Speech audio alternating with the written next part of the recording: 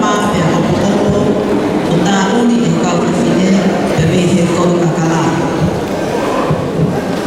o na tui kia e ani ka kala himon